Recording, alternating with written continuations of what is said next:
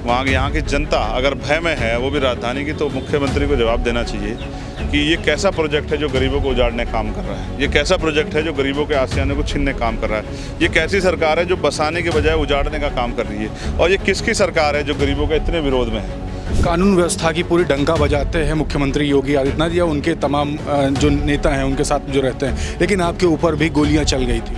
कानून व्यवस्था इतनी अच्छी है कि मैंने कानून के रखवालों को और एडमिनिस्ट्रेशन के एक अधिकारी को अभी बनारस में सरेआम पिटते देखा। उनके चैम्बर में पिटे एसडीएम साहब। तमाम किसी जिले में चले जाओ, जुल्म ज्यादती हो रही है, हत्या हो रही है, बलात्कार हो रहे हैं। कौन सी कानून व्यवस्था है? आपके खुद के विधायक कह रहे हैं कि मेरी जान को खतरा। 4 PM न्यूज़ नेटवर्क में आप सभी का स्वागत है। मैं हूं क्षितिजकांत। आज राजधानी लखनऊ के दौरे पर हैं भीम आर्मी चीफ चंद्रशेखर। अलग अलग दलितों की बस्तियों में गए हैं, जहां पर जाकर के उनकी समस्याओं को जाना। सबसे मुख्य प्लेस जहां पर गए वो था हैदर कनाल, और हैदर कनाल पे आगे आने वाले समय में कुछ प्रोजेक्ट्स हैं जिस पर मौजूदा सरकार वर्क करना चाहती है, और उसको लेकर के चंद्रशेखर ने कहा है उन दलित बस्तियों में जाकर लोगों से कि किसी भी प्रकार से किसी भी गरीब को सताया नहीं जाएगा, और उनके घरों पर अगर बुलडोज़र चलने की अगर बात आएगी तो खुद आंदोलित होंगे, खुद लड़ाई लड़ेंगे उन गरीबों की। इसके अलावा तमाम अलग अलग मुद्दों पर बात हुई है। प्रेस कॉन्फ्रेंस में हम बात करेंगे चंद्रशेखर से कि आने वाले समय में उपचुनाव जो होने वाला है, उपचुनाव में कितनी सीटों पर लड़ेंगे, और इस चुनाव को लेकर के क्या कुछ कहना और क्या कुछ तैयारियां हैं। आइए सुनते हैं चंद्रशेखर आज़ाद को क्या कुछ कहते हैं भीम आर्मी चीफ। आइए आपको सुनाते हैं। भीम आर्मी चीफ चंद्रशेखर आज़ाद जी हमारे साथ में हैं। आज हैदर कनाल के आसपास के क्षेत्रों में आप गए थे, वहाँ के तमाम लोगों ने आपसे बात की। समस्याएं क्या क्या देखी आपने वहाँ? देखिए, एक समस्या सीधी सी ये है कि अगर हैदर कैनाल प्रोजेक्ट बनेगा तो लाखों परिवारों को उजाड़ दिया जाएगा। उनके घर तोड़ दिए जाएंगे, उनके आशियाने छीन जाएंगे, उनको बेघर कर दिया जाएगा। ये गरीबों का उत्पीड़न हम लोग स्वीकार नहीं करेंगे। वहाँ सभी जाति धर्मों के लोग रहते हैं। मैं आज वहाँ गया, मैंने महिलाओं को सुना, उनके आंसू देखे, उनकी तकलीफ़ें देखी, उन छोटे बच्चों को देखा जो भय के साए में हैं। उत्तर प्रदेश के मुख्यमंत्री कहते हैं उत्तर प्रदेश सुरक्षित हाथों में, लेकिन वहाँ यहाँ की जनता अगर भय में है, वो भी राजधानी की, तो मुख्यमंत्री को जवाब देना चाहिए कि ये कैसा प्रोजेक्ट है जो गरीबों को उजाड़ने का काम कर रहा है। ये कैसा प्रोजेक्ट है जो गरीबों के आशियाने को छीनने का काम कर रहा है। ये कैसी सरकार है जो बसाने के बजाय उजाड़ने का काम कर रही है। और ये किसकी सरकार है जो गरीबों के इतने विरोध में है। तो मुख्यमंत्री को जवाब देना चाहिए। उनकी मांग ये है कि एलिवेटर थोड़ा ऊँचा करके बना लो, तो इसमें कोई दिक्कत नहीं। वो ये नहीं कह रहे कि एलिवेटर ना बनाओ, वो ये कह रहे हैं अंडरग्राउंड बना लो।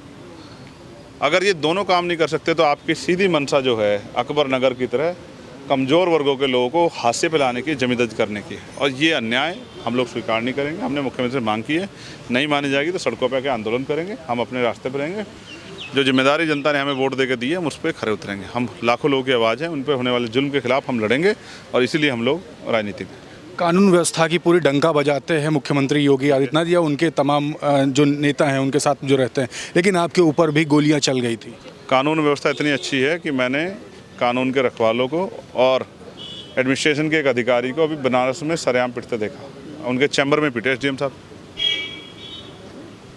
पुलिस ने गोली चलाई, पुलिस का एक जो है कांस्टेबल मर गया।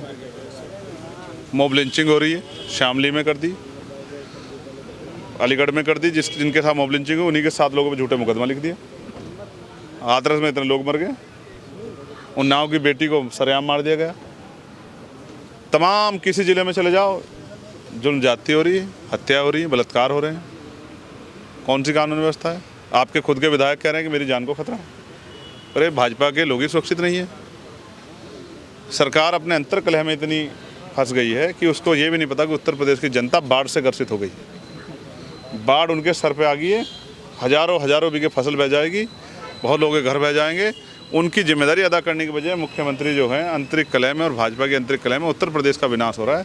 हमें उत्तर प्रदेश की चिंता है, इसलिए मुख्यमंत्री को जगाने के लिए कि मुख्यमंत्री जाग जाएं, इसलिए हम लोग लखनऊ में आके पीसी कर रहे हैं कि उनको हमारी बात सुनाई दे। मॉब लिंचिंग की आपने बात कर दी। मुजफ्फरनगर में तमाम ऐसे बैनर्स हैं जिसमें उनके जो प्रोपराइटर हैं या उनके जो मालिक हैं उनके नाम लिखे गए हैं। क्या नहीं लगता कि अगर इस तरीके से अगर बैनर्स लगे हैं तो एक धर्म को टारगेट किया जाए? कोई भी अप्रिय घटना घट सकती है। ऐसा भी हो सकता है कोई शरारती तत्व किसी से पूर्वाग्रह रखता हो, आके भीड़ का सहारा लेके हमला कर दे, किसी की दुकान को आग लगा दे, किसी की हत्या कर दे, कोई अप्रिय घटना, सांप्रदायिक तनाव हो जाए, मॉब लिंचिंग हो जाए, कुछ भी हो सकता है।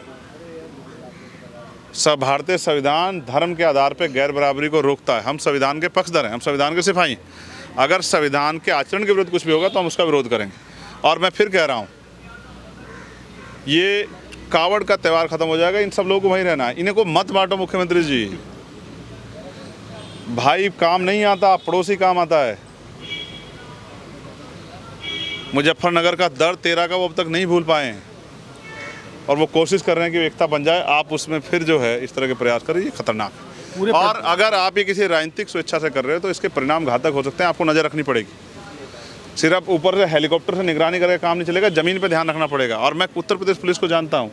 उत्तर प्रदेश में जब इतने एनसीआरबी के आंकड़े कह रहे हैं, इतनी रेप हत्या, इतनी तमाम तरह की परेशानियाँ हो रही है, तो इतनी बड़ी जब इतना बड़ा जो है कावड़ का त्यौहार मनाने वाले लोग जब जाएंगे तो उनकी सुरक्षा ही बहुत बड़ा विषय होगा।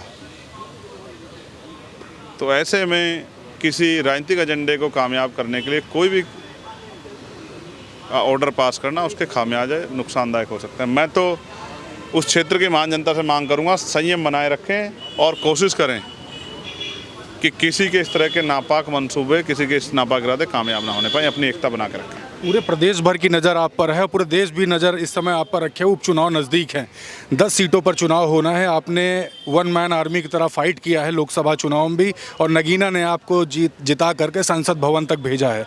इस उपचुनाव में क्या तैयारी है और कितनी सीटों पर लड़ना है? बड़ी मजबूत तैयारी है और मेरा ये मानना है आज़ाद समाज पार्टी सबको चौंका देगी जैसे उन्होंने नगीना में चौंका है। आज़ाद समाज पार्टी के लोग बहुत मेहनत तैयारी कर रहे हैं। आज़ाद समाज पार्टी के लोग अपनी ताकत बनाना चाहते हैं, क्योंकि वो समझ गए हैं कि किसी दल के जरिए उनका भला नहीं होगा। सब तमाम दल जो है यही हैं। बताइए, मेरे लोगों के घर उजड़ रहे हैं, कौन आया उनकी आवाज़ उठाने के लिए? वो उन्होंने मुझसे कहा कि हमने सभी दलों को लिखा, किसी पे एक शब्द नहीं हमारे लिए। आपको ही हमारी चिंता है, आप ही हमारे साथी हो, आप ही हमारे भाई हो। आज़ाद समाज पार्टी हमारी पार्टी है, बीमारी में हमारा संगठन, हम इसी के साथ रहेंगे। तो मैं फिर कह रहा हूँ, जिस तरह से आज़ाद समाज पार्टी के लोग जनहित के मुद्दों पर लड़ रहे हैं, एक बहुत बड़ा प्यार समर्थन उनके लिए पैदा हो रहा है। आने वाले कल में आज़ाद समाज पार्टी। तो आप भीम आर्मी चीफ चंद्रशेखर को सुन रहे थे। साफ तौर पे आज लखनऊ का दौरा था और लखनऊ के दौरे में जाकर के हैदर कनाल के आसपास रहे लोगों से मुलाकात की। जिस तरीके से पिछले दिनों फरमान जारी हुआ है कि कई आशियाने तोड़े जाएंगे जो कि अवैध बने हैं, वहाँ पर जाकर निरीक्षण किया है और गरीबों से जाकर के आश्वासन दिया है उनको कि उनके मकान नहीं तोड़े जाएंगे और उनके लिए लड़ाई लड़ने का काम चंद्रशेखर करेंगे। उसके अलावा कानून व्यवस्था पर बात हुई। कानून व्यवस्था के बाद हमने बात की उपचुनाव जो आने वाले हैं उसको लेकर के। तो उपचुनाव में बताया काफ़ी मजबूत तैयारी है और उपचुनाव में 10 की 10 सीटों पर चुनाव लड़े जाएंगे। अब देखने वाली बात होगी कि क्या कुछ होता है आगे आने वाले समय में। फिलहाल 4 PM न्यूज़ नेटवर्क के साथ जुड़े रहें ग्राउंड रिपोर्ट के लिए। मैं हूं क्षितिज कांत, कैमरा पर्सन शुभम के साथ। धन्यवाद।